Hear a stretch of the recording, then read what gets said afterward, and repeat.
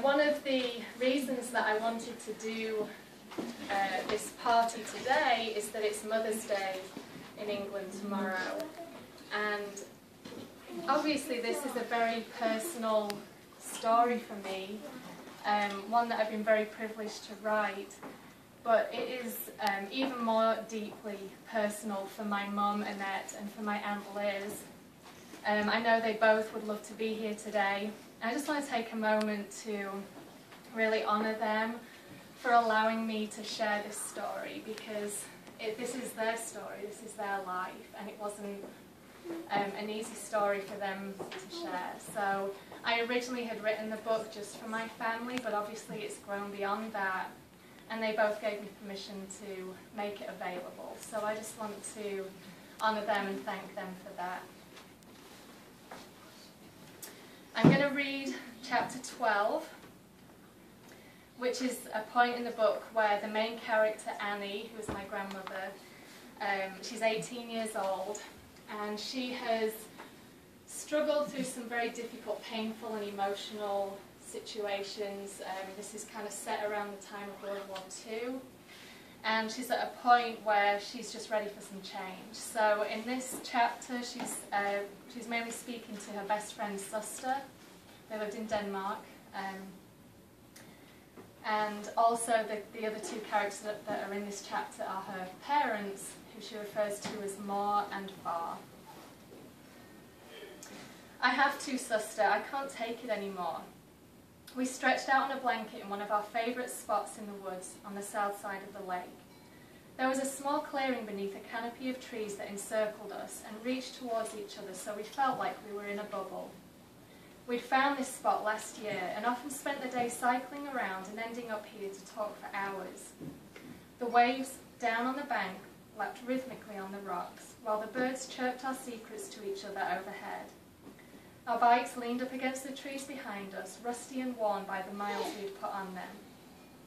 The war had finally ended and we were left trying to piece together a new life. One way or another, life resumed much as it had before the war. Only the scars remained. I had finished my course at college and was working more hours managing the office. Sister was planning on leaving to study nursing in the fall. We lay silent for a while, contemplating the transitions of our lives. The sun teased us through the branches overhead as they leaned and heaved in the breeze, protecting us from the June chill. "Are you sure?" Sister asked, leaning on her elbow and looking at me to gauge if I was really serious. "I don't think I have much choice. I can't stay with Mor, and I can't imagine staying in Colding if you're not here." Sister rolled back and took a deep breath and waited until I spoke again. "I can't see a future here. If I stay, all I can see is nothingness. I want something more out of life, and I can't see anything changing for me if I stay." Sister took my hand, and I knew she was crying because her breathing changed, even though she tried to hide it. "All right, and you can come and visit me whenever you want. I heard that people in the country are always looking for au pairs, and I've often wanted to work with children. I think I'll be good at it, and I want to learn English too, to see the world." I didn't know what else to say. I was afraid that if I said too much, I might talk myself out of it. Finally, Sister spoke again. "Annie, you're so brave, and I know you can do this. You'll be amazing because you always make a success of everything you do." I revelled in her affirmation and felt excitement surge through me at the thought of the adventures stretching ahead. The weeks passed by in a whirlwind after that cool midsummer's day, and before we knew it, I was standing on the train station, waving frantically at Sister as her train chugged slowly out of the station.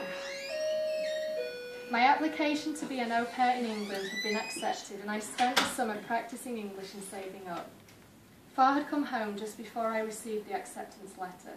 I hadn't told Mor, as I didn't really believe it would actually happen. I read it at least 6 times when it came and felt hope pour over me like oil. I waited again for the wave of panic to crash over me, but it never came.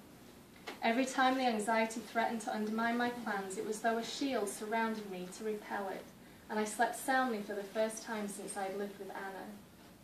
I made my way downstairs to Mor and Far's room and knocked tentatively on the door when I knew Far was there and Mor had gone to the store. His eyes lit up as I made my way into the room and stood fidgeting like a 5-year-old at the foot of his bed. He was leaning back against pillows reading the newspaper. He put the paper down on the bed and waited quietly until I found words. I want to go to England. He waited. I applied to be an au pair and I got accepted. He didn't say anything. They want me to start in October. I have enough money saved up to get there and I checked on the travel arrangements. I have to leave in 6 weeks. I ran out of breath and I looked down until Far finally spoke. Is this what you really want, Annie? I nodded without looking up. Moore wrote to me. She's been worried about you. I just want to know that you're not running away. I know things haven't been easy for you.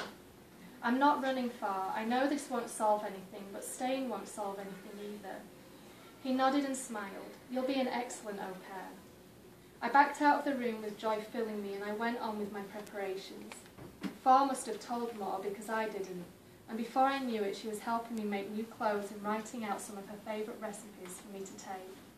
She never said anything, but I passed their room one morning when I got up early and heard Far talking to her while she cried. You have to let her go, Nico. She has to do this, and she can always come home if she needs to. You'll never understand, Max. How can you let go of something you never had? Before I knew it, we were standing on the platform waiting for the train to arrive. October was cold, even though the sun beat down for all it was worth. I set my suitcase down as Moore pulled her coat tighter for warmth. Her hair was wispy, skin pale and drawn, and eyes dark and sad. She attempted a smile and shook herself free when Far tried to put his arm around her. The tension escalated as the train rounded the corner and made its way towards us. I felt torn between the fear of leaving and the fear of staying. Far wrapped me in his arms and kissed me on the forehead. You can always come home, he whispered, as he cradled my face in his thick, rough hands. I relaxed, knowing that I was free to go, but that I was free to fail, without being a failure. Moore took a step towards me, but stopped herself as though she wasn't sure what to do. I reached out to her, and she let out a small cry that she tried to gulp back down, and we embraced quickly. I grabbed my bags and jumped on the train as soon as the doors opened, finding my seat by the window so I could wave until my parents were nothing but a shadow on the horizon. I settled my gaze forward to the new chapter that spread out in front of me like a blank page with no expectations. No one knew me in England. I could be whatever I wanted, and I could leave everything else discarded on the Danish shores. I boarded the boat and shook my fist at the years of pain and loneliness that had undermined my very existence. I made my way to the front of the boat as the spray rose up to meet me and the wind tossed my hair into knots. I stood there until night fell. I looked up at the darkening sky as the stars broke through the curtain, and I watched the dance of the universe that had captivated Far on his travels.